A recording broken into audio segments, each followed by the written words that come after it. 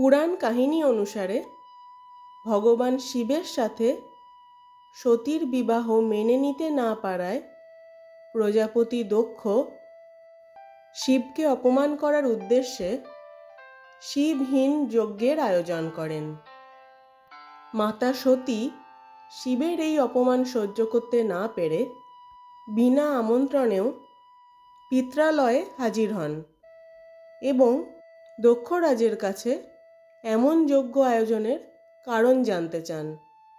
প্রত্যুত্তরে দক্ষরাজের অবিরত শিবের সম্পর্কে কুবাক্য বর্ষণ সইতে না পেরে ক্রুদ্ধ দেবী সতী নিজ দেহ থেকে নির্গত অগ্নিতে দেহত্যাগ করেন।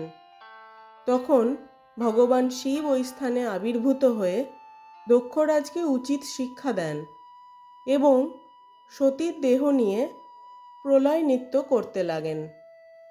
দীর্ঘ সময় পরেও শিবের প্রলয় নৃত্য না থামায় সৃষ্টি রক্ষার্থে ভগবান বিষ্ণু তার সুদর্শন চক্রের মাধ্যমে দেবী সতীর দেহ ৫১টি খণ্ডে বিভক্ত করেন। দেবী সতীর এই ৫১টি দেহাংশ পৃথিবীর যে যে স্থানে পতিত হয় পরবর্তীকালে সেখানেই মহাপবিত্র সতীপীঠ প্রতিষ্ঠিত হয়। এই ৫১টি দেহাংশের মধ্যে দেবীর গর্ভ ও যোনি পতিত হয় আসামের গুয়াহাটি অঞ্চলের নীলাচল পর্বতের এক স্থানে, যা বর্তমানে কামরূপ কামাখ্যা সতীপীঠ নামে প্রসিদ্ধ।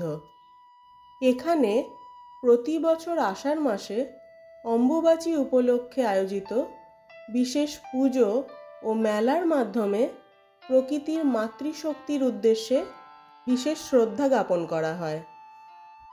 বাংলায় একটি প্রবাদ আছে, কিসের বার কিসের তিথি, আষাঢ়ের ৭ তারিখ অম্বুবাচী। অর্থাৎ বাংলা বর্ষের আষাঢ়ের ৭ তারিখ অম্বুবাচী প্রবৃত্তিকরণ হয় এবং ৩ দিন ধরে চলে এই যাত্রা। ৩ দিন পরে নিবৃত্তিকরণ সম্পন্ন হয়। এই ৩ দিন আসামের কামরূপ কামাখ্যা মন্দিরের দ্বার বন্ধ থাকে। অম্বুবাচী চলাকালীন কামাখ্যা মন্দিরের পাশে অবস্থিত ব্রহ্মপুত্র নদের জল লাল বর্ণ ধারণ করে। ৩ দিন পরে মন্দির শুদ্ধিকরণ ও বিশেষ পূজার মাধ্যমে আবার পুজোপাঠ শুরু হয়। মানা হয় এই সময় দেবী আদিশক্তি ঋতুমতী হন। মন্দিরের দ্বার উন্মুক্তকরণের পর পাণ্ডারা ভক্তদের মধ্যে মা কামাখ্যার রক্তবস্ত্র বিতরণ করেন, যা অনন্ত ঐশ্বরিক ক্ষমতা সম্পন্ন। এই ৩ দিন যে কোনো প্রতিষ্ঠিত দেবীর আসন রাঙা বস্ত্রে আচ্ছাদিত করে রাখার এক রীতি প্রচলিত রয়েছে।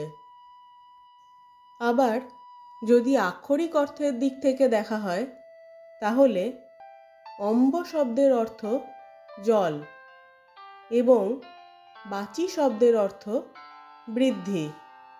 যখন আষাঢ়ের শুরুতে বর্ষার আগমনে প্রকৃতি সিক্ত হয়ে ওঠে শস্য শ্যামলা রূপ ধারণের পূর্বে, ঠিক সেই সময়েই দেবী আদিশক্তি মাতৃশক্তি প্রতীকী স্বরূপ ঋতুমতী হয়ে থাকেন, যা অঞ্চলভেদে অম্বুবাচী বা অমাবতী উৎসব নামে পালিত হয়ে থাকে। এই সময় কোনরূপ ভূমিকর্ষণজনিত কাজ থেকে বিরত থাকার বিধি রয়েছে। যে কোনো পুজো পার্বণের মতো এক্ষেত্রেও নিরামিষ আহার শ্রেয় বলে গণ্য করা হয়। আর যারা অম্বুবাচী পালন করেন তারা এই কদিন মাটির ওপর আগুনে রান্না কোনো খাবার গ্রহণ করেন না। অম্বুবাচী প্রবৃত্তির পূর্বে রান্না খাবার তারা গ্রহণ করেন, নতুবা ফল মিষ্টি ইত্যাদি খেয়ে থাকেন।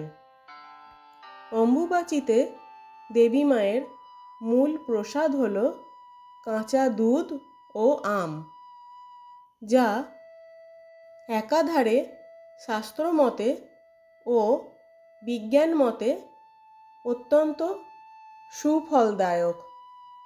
শাস্ত্রমতে মানা হয় বর্ষাকালে বিভিন্ন বিষাক্ত পোকামাকড়ের উপদ্রব বাড়ে, তাই এই প্রসাদ গ্রহণ করলে দেবী সকল সন্তানদের বিষাক্ত পোকার হাত থেকে, মূলত সর্প ভয় থেকে রক্ষা করেন।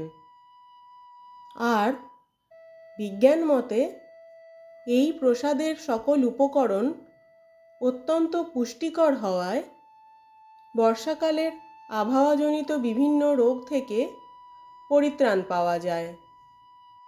সব মিলিয়ে এই অম্বুবাচী উৎসব গভীর রহস্যময় এক উৎসব, যা সৃষ্টির অন্যতম বীজ বপন করে।